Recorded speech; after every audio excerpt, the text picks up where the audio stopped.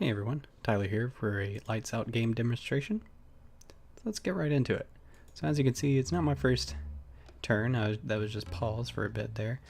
But that's because I'm pretty bad at puzzle games, and it actually took me a little bit longer than I'd like to admit to get this set up so I could show off the win condition.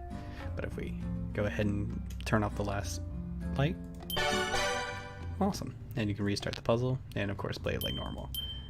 Now this is how you're supposed to start it off, but I wanted to get the win condition out of the way because I wasn't sure I'd be able to get it again super quickly. So let's do a chasing the lights method down, and not a great setup, but it all functions. You can turn lights on, it affects the lights near them, just like in the real game. And if we hit back to menu, it takes us to a simple little menu, which I don't have the exit editor thing with this exit game, but it does close out of the application, which it's supposed to, and then play game, and it randomly sets up a board for you to play. And if you don't like the board, you can just keep resetting until you find something you like, and just play through that. Simple enough. And it uses a not so simple setup of rows with lights in each one, and some, text for how many clicks you've made, the event system of course, and then the game controller. But this time the game controller isn't the entire game. Thankfully I do actually have some light scripts going on, so let's pull those over. So we have a game controller of course, and then the light controller, which are the two major ones. There's also the panel controller from the tic-tac-toe game and many other projects I make, a click counter just to make sure the clicks are being incremented and whatnot. Button features, which is just some brute force code, I think. I'm sure there was a much better way to do that, but it's just to make all the buttons work as they're supposed to without having to get hard references to anything. And then a game controller, which has the game layout, which is the tiles and lights, the player stats, the current game clicks, and if they won the game. The one game is for everything. Getting reset is called through the end game, and if you win, that's when the text shows up saying that you won. Otherwise you don't get it because you didn't win. And then misc, which is bull, which determines if you can click on a light or not.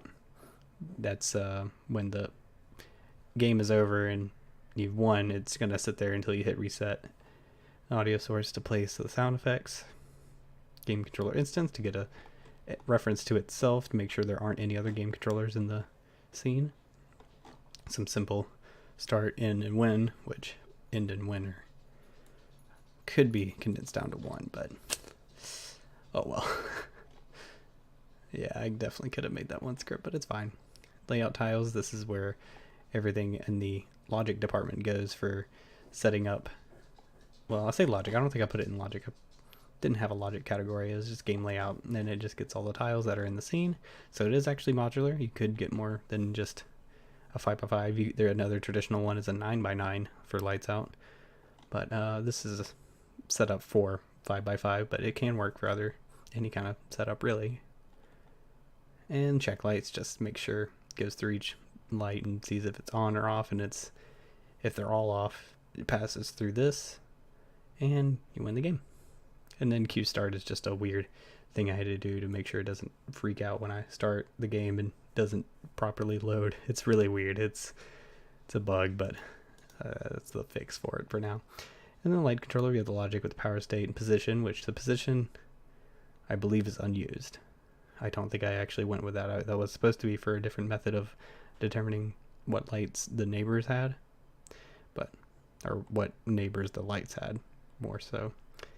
And then the direction, which is used down here for determining the neighbors. It shoots a raycast in each of the directions using these case switches through a for loop. And if it hits anything, it toggles that light's power. And just some simple toggles for the power and color. And then sends a light check to the game controller to make sure it can determine the end condition. But I think that's about it. Thanks for watching.